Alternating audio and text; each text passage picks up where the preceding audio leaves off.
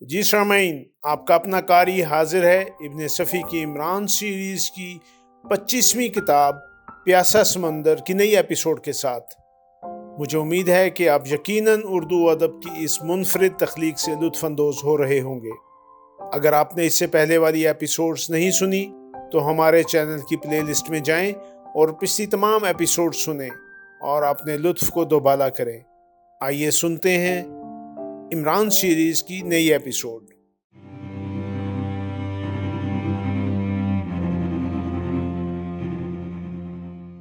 دوسری رات بھی ڈاکٹر داور کو تجربہ گاہی میں گزارنی تھی۔ شمی دن ہی میں ان سے ملائی تھی، لیکن اس نے اس سنہری لڑکی کا تذکرہ ان سے نہیں کیا تھا۔ اگر اس کاغذ پر وہ روشن لکیریں موجود ہوتیں تو وہ ضرور بالضرور اس واقعہ کا تذکرہ پاپا سے کرتی۔ اب چونکہ اس کے پاس کوئی ثبوت نہیں رہا تھا، اس لیے وہ پراسرار واقعہ کا تذکرہ کر کے اپنا مضحکہ نہیں اڑوانا چاہتی تھی۔ کسی کو یقین نہ آتا، کیونکہ سبھی اسے ایک خواب دیکھنے والی لڑکی کہتے تھے۔ اس وقت رات کے 8 بجے تھے اور شمی اب بھی کچن ہی میں موجود تھی، کیونکہ یہاں کی کھڑکی سے وہ جگہ صاف نظر آتی تھی جہاں پچھلی رات اس نے اس سنہری لڑکی کو بیٹھے دیکھا تھا۔ اس کا وہ گرم جوش اور طویل بوسہ اسے اب بھی یاد تھا، اور جب بھی وہ اس کا تصور کرتی اس کی پیشانی گرم ہو جاتی۔ اس نے اسے کتنے پیار سے بھینچا تھا، مگر وہ کون تھی، کہاں سے آئی تھی؟ اور اڑن تشتریوں کے نمونے بھی اس کی نظروں سے گزرے تھے، لیکن اسے ابھی تک علم نہیں تھا کہ اڑنے والی مشینوں میں کسی نئی ایجاد کا بھی اضافہ ہوا ہے۔ مگر وہ لڑکی، وہ اس سے کتنی مختلف تھی، اس کے جسم کی رنگت کتنی غیر معمولی تھی۔ اگر اس کے بازوؤں پر پر بھی موجود ہوتے تو وہ بے چوں چراں اسے کوئی پری تسلیم کر لیتی۔ وہ یہی سوچتی کہ وہ اندر سبا کی کہانیوں کی کوئی سنہری پری ہے، نیلم پری، یاقوت پری یا زمرد پری کی طرح۔ پھر اسے سیاروں کا خیال آیا، اس میں سے بعض آباد بھی تو ہیں، کیا وہ کسی دوسرے سیارے سے آئی تھی؟ وہ کھڑکی پر کھڑی اس کے متعلق سوچتی رہی۔ اسے توقع تھی کہ شاید وہ آج پھر وہاں نظر آئے، اور اس کی توقع سچ مچ پوری ہو گئی۔ اسے ٹھیک اسی جگہ ایک متحرک سا سایہ نظر آیا جہاں اس نے پچھلی رات دیکھا تھا، مگر ممکن ہے وہ کوئی اور رہا ہو۔ اس نے ایک بار کھڑکی سے ہٹنا چاہا، پھر رک گئی۔ یہ بھی ایک احمقانہ خیال تھا کہ وہ کل والی سنہری لڑکی ہوگی۔ دفتن اس سائے کے گرد ہلکی سی روشنی پھیل گئی اور اسے اس کا نیلا لبادہ صاف نظر آ گیا۔ وہ وہیں کھڑی تھی جہاں اس نے اسے پچھلی رات روتے دیکھا تھا۔ شمی دروازے کی طرف بھاگی۔ اسے ایسا محسوس ہو رہا تھا جیسے اس کے پیروں میں پر لگ گئے ہوں اور وہ اب کبھی زمین پر نہ پڑیں گے۔ وہ بے تحاشا دوڑتی ہوئی بنگلے سے نکلی اور ٹیکرے کی طرف مڑ گئی۔ یہ بھی اتفاق ہی تھا کہ کسی ملازم نے اسے اس طرح دوڑتے نہیں دیکھا، ورنہ سارے ہی نوکر اس کے پیچھے بھاگنے لگتے۔ وہ ٹیکرے سے نشاب میں اترتی چلی گئی۔ سایہ قریب ہوتا جا رہا تھا، اس کے دونوں ہاتھ پھیلے ہوئے تھے۔ پھر اس نے خود کو اس کی گرفت میں پایا۔ وہ اسے بھینچ بھینچ کر پیار کر رہی تھی۔ شمی کہہ رہی تھی، میں تمہیں دوبارہ پا کر کتنی خوش ہوئی ہوں۔ میں آج سارا دن تمہارے متعلق سوچتی رہی تھی اور اس وقت کچن کی کھڑکی میں شاید تمہاری ہی منتظر تھی۔ تم بہت اچھی ہو، تمہارے پیار میں بڑی مٹھاس ہوتی ہے۔ مجھے آج تک کسی نے اس طرح پیار نہیں کیا۔ پھر وہ بھی اسی والہانہ انداز میں اسے پیار کرنے لگی۔ کچھ دیر بعد سنہری لڑکی اس کا ہاتھ تھامے اسے جھاڑیوں کی طرف لے جا رہی تھی۔ شمی اس کی داہنی ہتھیلی سے ایک عجیب قسم کی روشنی پھوٹتے دیکھ رہی تھی۔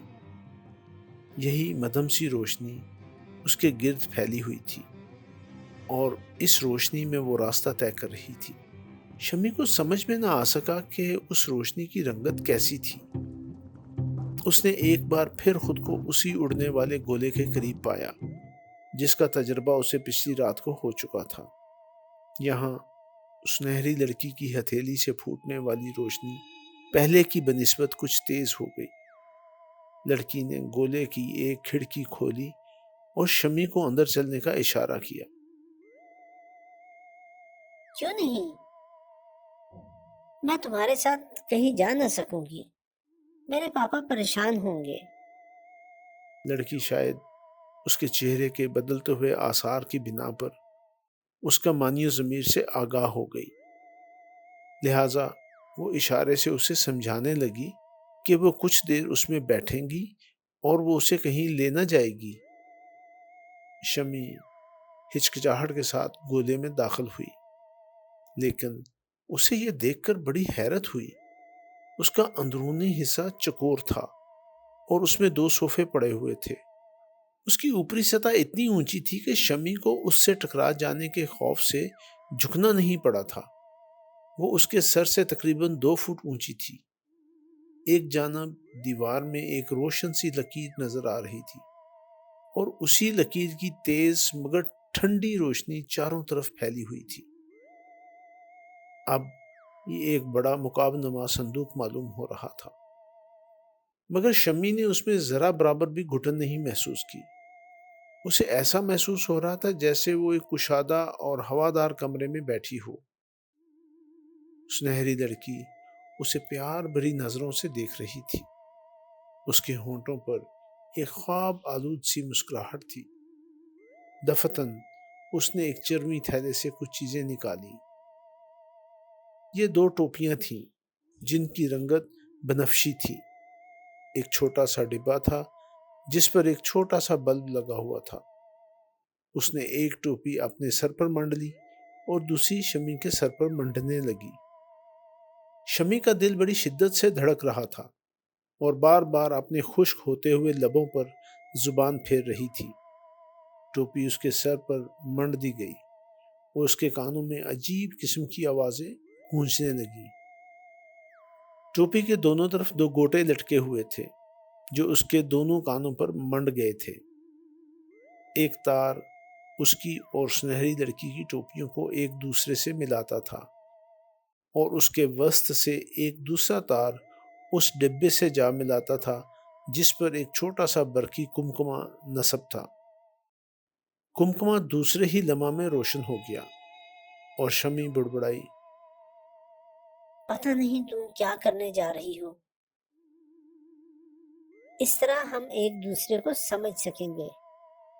لڑکی نے جواب دیا اور شمی کا منہ حیرت سے کھل گیا کیونکہ یہ جواب اردو ہی میں تھا، البتہ آواز ایسی تھی جیسے کوئی مرغ ککڑوں کوں کی بجائے اردو بولنے لگا ہو۔ آواز میں وہ لوچ اور مٹھاس ہرگز نہیں تھی جو شمی نے پچھلی رات محسوس کیا تھا۔ تمہیں حیرت ہے؟ سنہری لڑکی پھر بولی، میں تمہاری زبان نہیں بول سکتی تھی، لیکن یہ آلہ مجھے نہ صرف تمہارے خیالات سے آگاہ کرتا ہے بلکہ میرے خیالات تمہاری ہی زبان میں تمہارے کانوں تک پہنچاتا ہے۔ میں نہیں سمجھی؟ تم جو کچھ بھی کہہ رہی ہو وہ اس آلہ کے ذریعے میری زبان میں میرے کانوں تک پہنچ رہا ہے، اور جو کچھ میں اپنی زبان میں کہہ رہی ہوں وہ تمہاری زبان میں تم تک پہنچ رہا ہے۔ یعنی تم جو کچھ سوچتی ہو اسے میں سمجھ لیتی ہوں، اور جو کچھ میں سوچتی ہوں اس سے تم آگاہ ہو جاتی ہو۔ تب تو یہ جادو ہے۔ شمی بولی، نہیں، یہ سائنس ہے۔ ہم سپارسیا کے باشندے بہت ترقی یافتہ ہیں، مگر یہ تو بتاؤ کہ یہ کون سا سیارہ ہے؟ زمین۔ شمی نے کہا۔ اس کا دل پھر دھڑکنے لگا۔ زمین؟ سنہری لڑکی نے حیرت سے دہرایا۔ میں یہ نام پہلی بار سن رہی ہوں۔ میں تو سمجھی تھی کہ میں ریامی پر پہنچ گئی ہوں۔ اوہ، یہ ریامی بھی کوئی سیارہ ہے؟ شمی نے بھی حیرت ظاہر کی۔ میں بھی یہ نام پہلی ہی بار سن رہی ہوں۔ ہمارے نظام شمسی میں اس نام کا کوئی سیارہ نہیں ہے۔ ٹھہرو، میں بتاتی ہوں کہ ہمارا سیارہ سپارسیا کون سا ہے۔ اس نے سوئچ بورڈ کے ایک بٹن پر انگلی رکھی اور گولے کی چھت کھل گئی۔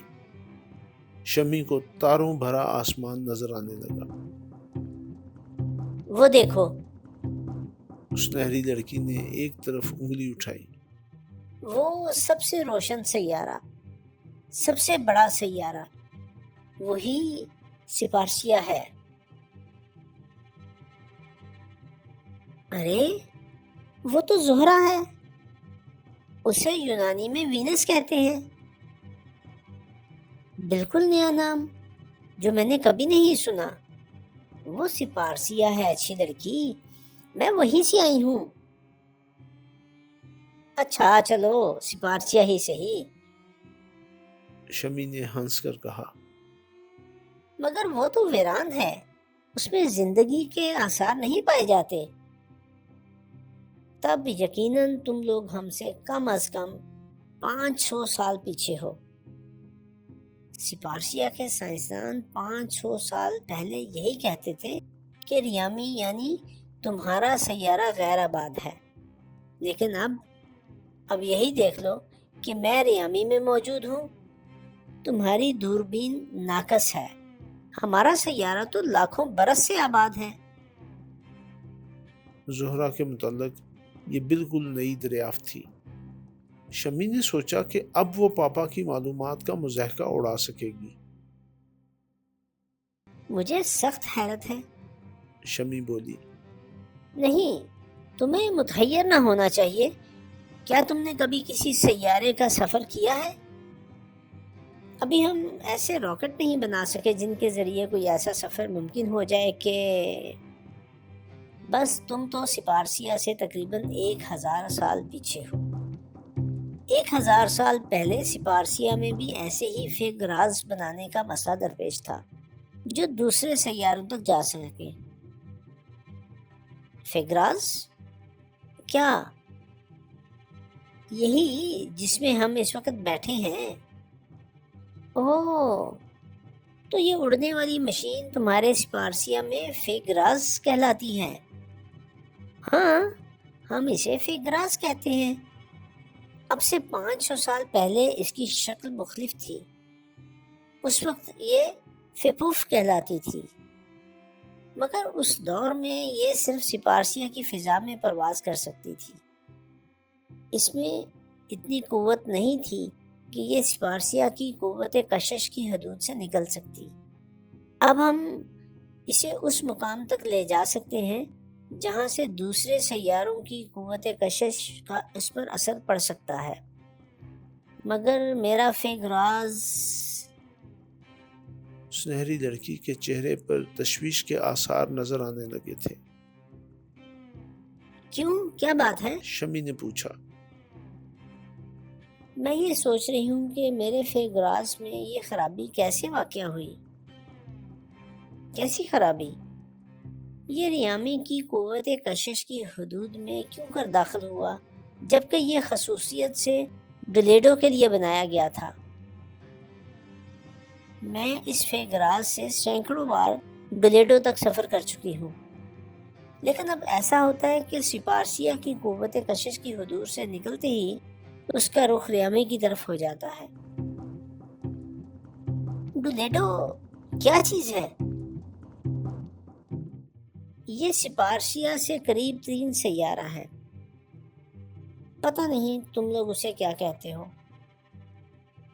شمی کچھ سوچنے لگی، پھر اس نے پوچھا۔ تمہارا نام کیا ہے؟ نام سے تمہاری کیا مراد ہے؟ تمہیں کیا کہہ کر مخاطب کیا جاتا ہے؟ اوہ، میں سمجھی، لوگ مجھے 5,55,316 کہتے ہیں، یہ تو نمبر ہوا۔ شمی نے حیرت سے کہا۔ ہاں، یہ نمبر ہی ہے، میں سمجھ گئی، نام سے تمہاری کیا مراد ہے؟ ہاں، دیکھو، آج سے 1,000 سال پہلے طرز حیات دوسرا تھا۔ اس وقت نام رکھے جاتے تھے، اس میں ایک جھنجھٹ تھی، یعنی فلاں ابن فلاں۔ اب اس کا سوال ہی نہیں رہ گیا۔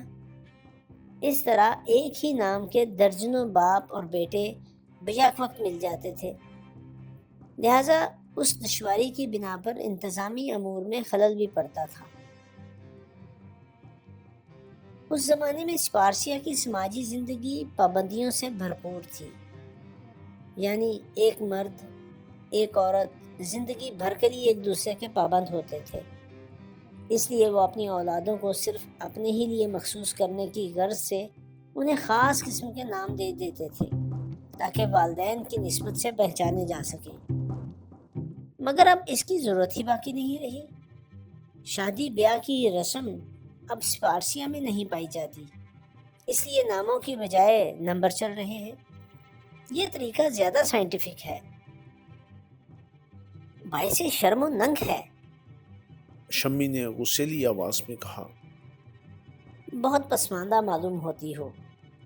سنہری لڑکی ہنس پڑی۔ سپارسیہ میں اب سے 1,000 پہلے اسی قسم کے لغو نظریات پائے جاتے تھے۔ جب تک سپارسیہ میں شادی بیاہ کی دقیانوسی رسومات چلتی رہیں، سپارسیہ ترقی کے میدان میں آگے نہیں بڑھ سکا۔ بھلا شادی بیاہ کی رسومات کا سائنسی ترقی سے کیا تعلق؟ شمی نے غصیلے لہجے میں پوچھا۔ اوفو، مجھے تم سے خام خواہ محبت ہو گئی ہے، ورنہ تمہاری ذہنی سطح میری ذہنی سطح سے بہت نیچے ہے۔ تم بڑی ذہین ہو۔ شمی چڑھ گئی۔ تم سے 1000 گنا زیادہ پیاری لڑکی۔ میرے پاپا بہت بڑے سائنٹسٹ ہیں، میں انہی کی لڑکی ہوں۔ سائنٹسٹ بہت بڑے؟ سنہری لڑکی موزیکا اڑانے والے انداز میں ہنس پڑی۔ تم مجھے خام خواہ غصہ دلا رہی ہو۔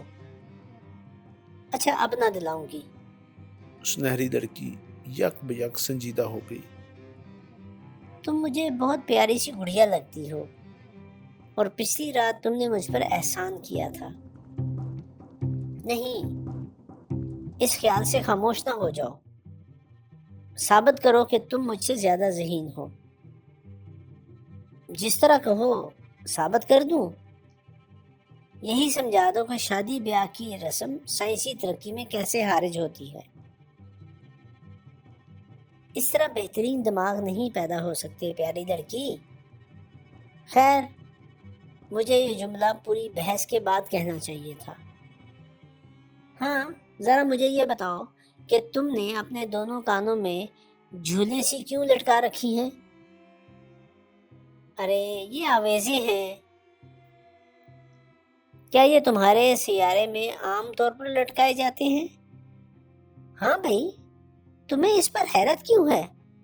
کیا تمہارے سیارے میں زیور نہیں پہنے جاتے؟ نہیں۔ خیر یہ بتاؤ کہ سارے آویزے ایسے ہی ہوتے ہیں جیسے تم لٹکاتی ہو؟ نہیں، یہ سدھا قسم کے ڈیزائنوں میں ملتے ہیں، مگر تم نے خصوصیت سے اسی قسم کے کیوں لٹکائے ہیں؟ آہا، ارے مجھے یہی پسند ہے۔ تم ان سے مطمئن ہو؟ مطمئن نہ ہوتی تو خریدتی کیوں؟ اچھا، اگر ایسے آویزے تمہارے کان میں لٹکا دیے جائیں جو تمہارے اپنے معیار کے مطابق بدصورت ہوں تو میں انہیں اتار پھینکوں گی۔ آخر کیوں؟ اس لیے کہ وہ میری پسند کے مطابق نہ ہوں گے۔ تو اس سے تمہارا نقصان کیا ہوگا؟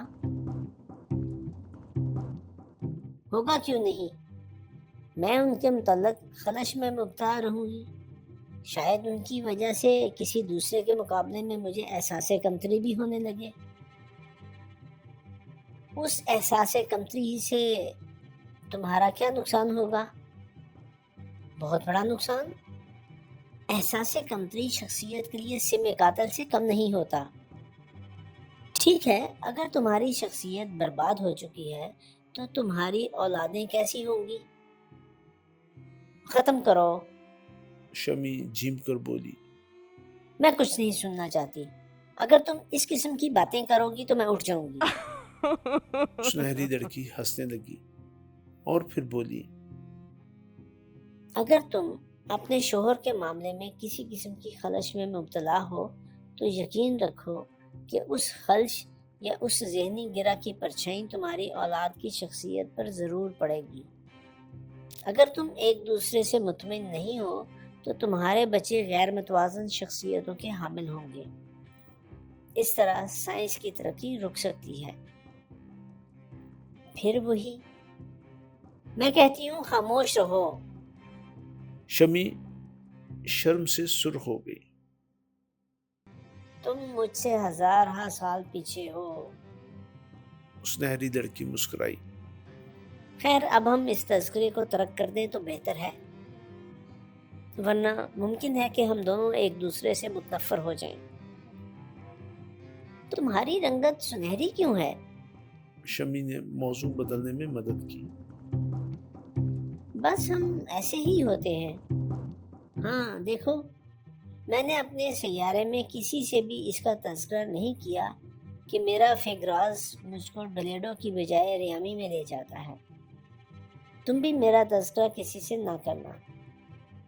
وہاں شمی بولی، میں تو تمہیں اپنے پاپا سے ملانا چاہتی تھی۔ ہرگز نہیں، ہرگز نہیں، اس پر مجھے کبھی مجبور نہ کرنا، ورنہ ہماری دوستی قطعی ختم ہو جائے گی۔ اور اگر میں نے سپارسیہ میں کسی سے اس کا تذکرہ کر دیا تو مجھے اپنے فیگراز سے بھی ہاتھ دھونے پڑیں گے۔ کیوں؟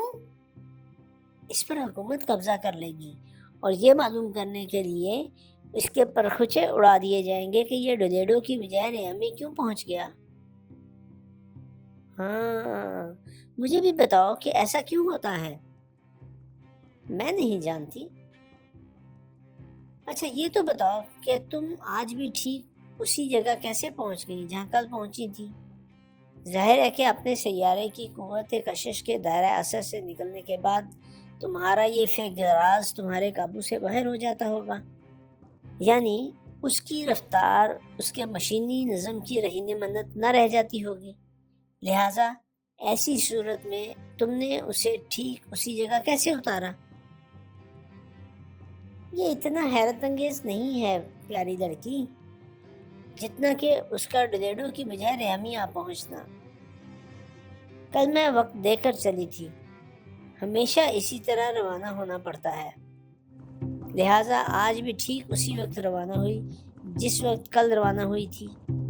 اس طرح میں ٹھیک اسی جگہ آ پہنچی جہاں کل اسی وقت پہنچی تھی۔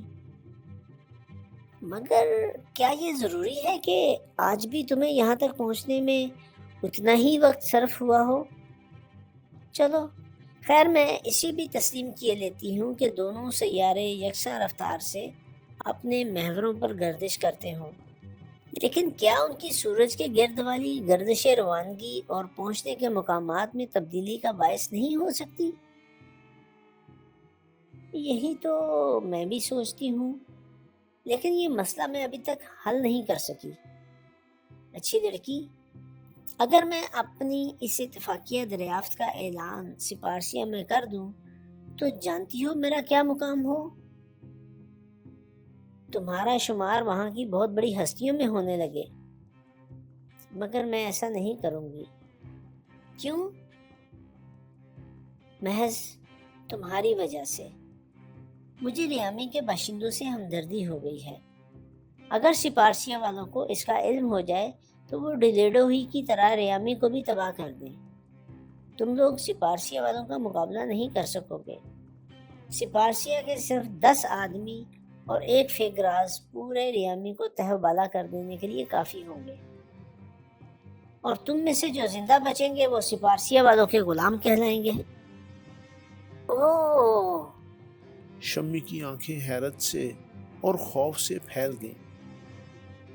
اور اگر تم نے یہاں کسی سے میرا تذکرہ کر دیا تب بھی میرا فیگراز خطرے میں پڑ جائے گا، اور پھر شاید میں کبھی سپارسیہ بھی واپس نہ جا سکوں۔ تم مصیبت میں پڑ سکتی ہو۔ شمی تشویش کن لہجے میں بولی۔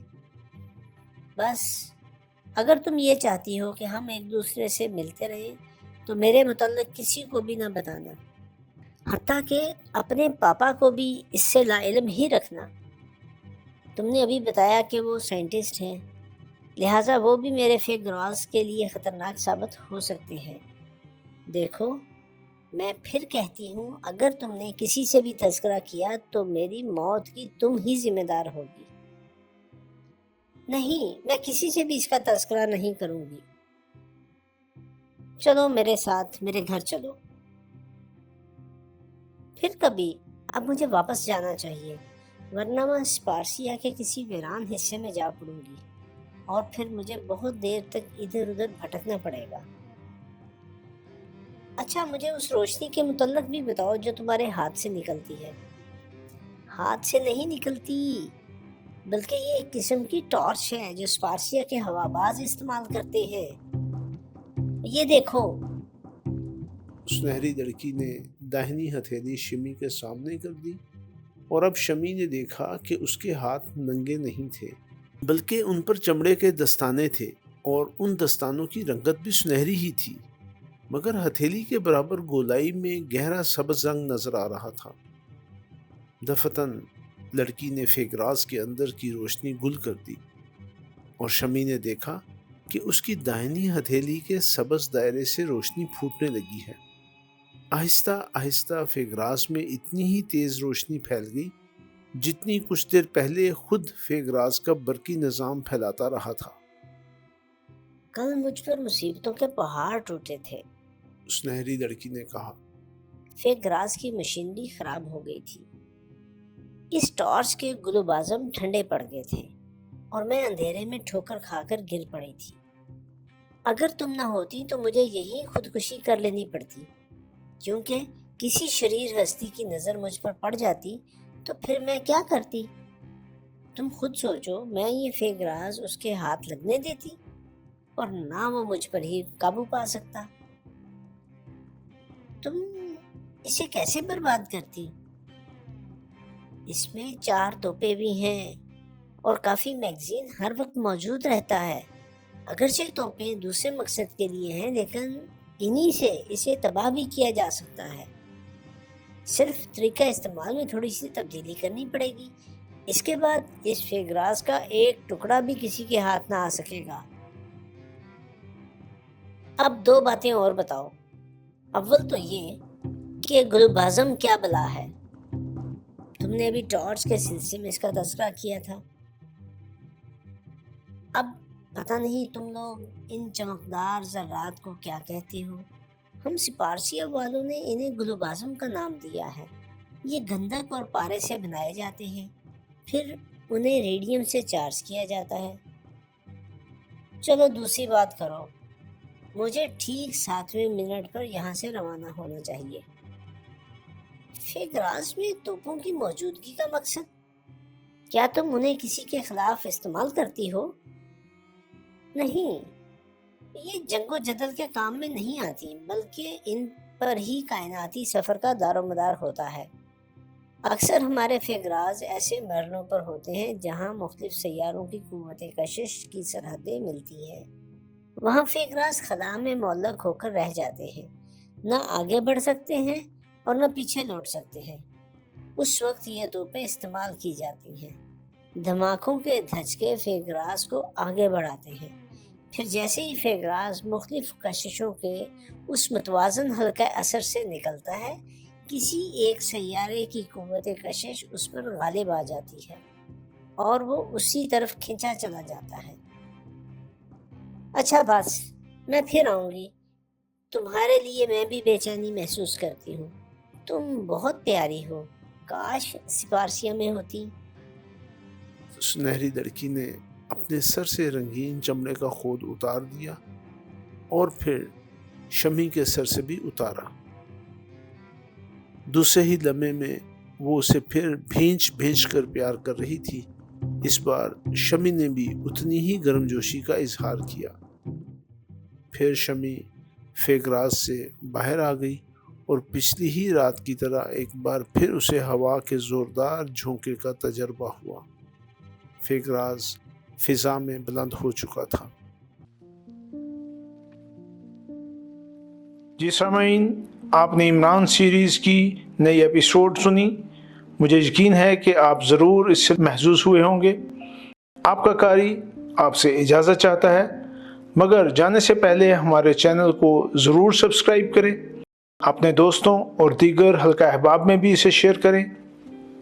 ملتے ہیں کچھ دیر کے بعد نئی ایپیسوڈ کے ساتھ۔